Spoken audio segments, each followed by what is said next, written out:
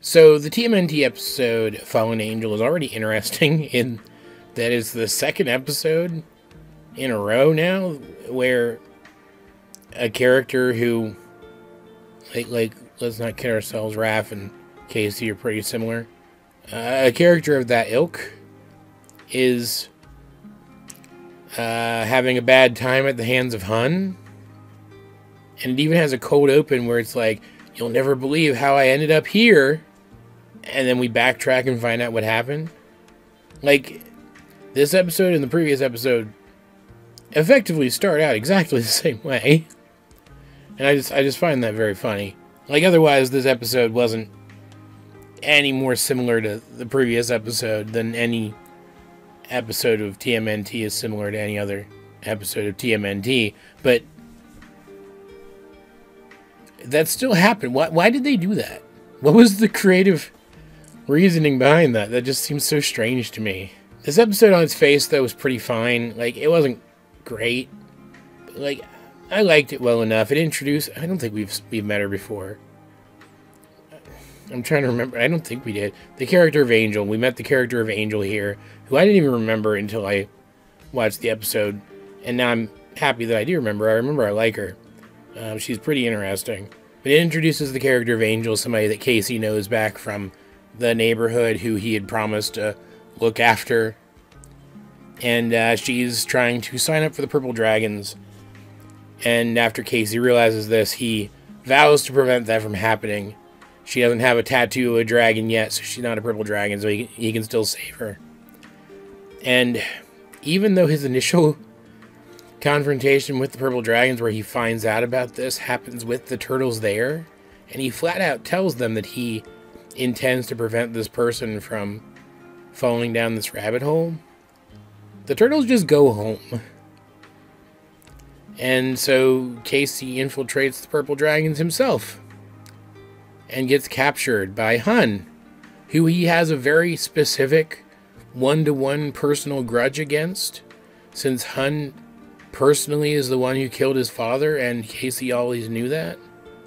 And also, Hun has known this entire time that Casey Jones was the one wearing that hockey mask.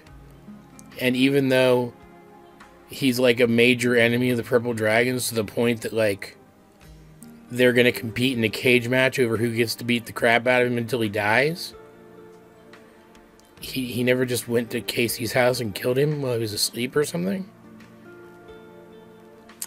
Like, I'll just get through the synopsis of the episode really quick so I can talk about this. Because the episode was still fine. It was still fun. Like, Angel hears Hun going on about how he's going to treat Casey, and she realizes immediately how much worse the Purple Dragons are than she had convinced herself that they were. Which is cool. There wasn't like some big fight over her honor or something. Casey didn't have to win her back to his side. She just had her eyes open to how terrible her friends were and made the right choice, and that's really refreshing to see. And so he gives her a tip to go and get the turtles. And so she's in on the turtle thing now, gets them dressed up like people, which was the highlight of the episode. Them in their human disguises. They got some pretty funny, witty, bantery lines out of that. And we got to see them do the ninja thing in a modern urban setting. They're in disguise, and they use the shadows to get Casey free. And there's even a pretty exciting fight at the end against Hun, where Casey gets the final shot, but chooses not to, like, kill Hun out of revenge, which I would not have been a big enough person to make that choice personally. And it's good, it's solid. But man, the character of Angel definitely should have been set up previous to this. This episode should have come later after we had met her, or she should have been here, like, basically from the beginning of the show, one or the other. All of that should have been set up. Maybe we would have even seen her grandmother in the background at one point, and, like, had Casey mention offhand that he looks after some of the kids from his old neighborhood or whatever. Something to lay the groundwork for this, because, and also that the specific relationship between him and Hun should have been made very explicit before this, because I didn't even know that was a thing. It came out of nowhere for me. Maybe I missed something, in a previous episode, but that came out of nowhere for me. Like, I knew he had an issue with the dragons, right? But, like, the specificity of it came out of nowhere. All of that stuff should have been set up prior to this, sprinkled into other episodes. Because the first third-ish of this episode has to cram so much world building and so much, like character establishment stuff. And so much, like, relationship establishment stuff in it, that it feels like it just fires a mile a minute without even actually being particularly exciting, because it's like all exposition-y stuff. It isn't until that's over that the episode picks up and becomes a pretty good episode. And, like, even that felt rushed. Even that felt like they didn't have enough time to do everything with it they wanted. Like, I just feel like peppering some of this into some of the previous episodes here and there, just as part of scenes that already existed, have them in different locations or change the dialogue slightly, would have fixed that. And so it's a shame that that didn't happen. Like, maybe they weren't sure when they were developing these episodes of how serialized the stuff that didn't involve Shredder was going to be, so they decided not to do it. I don't know.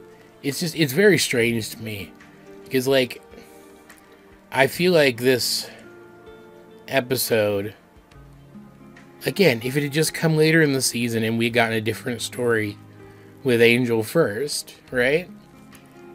Like, I'm sure there's a filler somewhere down the line in season 1 that could have been replaced with a slower version of this episode where we already care about Angel because we already know who she is, right? I feel like there was room for, there has to be room for that somewhere. Like, we'll see as the season continues, but I feel like that has to exist. That space has to exist.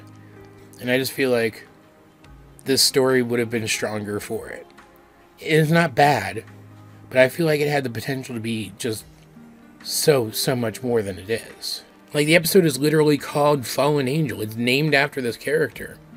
But we don't even know what she's falling from, because we don't know where she started. if that makes sense. You get what I'm saying, right? Again, far from terrible. The stealth stuff with the turtles was all very interesting and all very well handled, and I enjoyed that a lot. And the purple dragons at large, see them, like, they get their costumes knocked off, and they see them as turtles, which escalates their relationship with the purple dragons. And so that was cool. That was a cool thing that happened here too. I don't know, I guess what I'm saying, the best way to put it is, for an episode named after the character of Angel, I feel like Angel just didn't really feel like much of a player in this episode, because, like, she honestly didn't do that much in general. And, like, there wasn't even the emotional weight of us worrying about her to carry the episode, to carry her part in the episode, because we don't know who she is yet, so we don't care about her yet. It's a mixed bag. This episode is, I guess, what it comes down to. I still do like this show, though. I still think it looks good. I still think the action is cool. The voice acting is solid.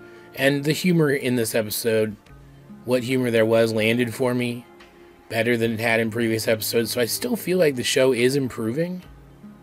I don't know. This one had some potential that I feel like it squandered. I'm going to point that out. All that said, though, guys, as per usual, what do you think of the TMNT 03 episode Fallen Angel, if you have seen it? Let's get a discussion going in the comments section down below. And while you're down there, you might as well like the video, share it with anyone else who you think would enjoy my content, subscribe if you haven't. You can also check out links to my various social media, as well as many ways you can help out the channel. Those will be in the video description, but either way, this has been AJ22, and I will talk to you guys later.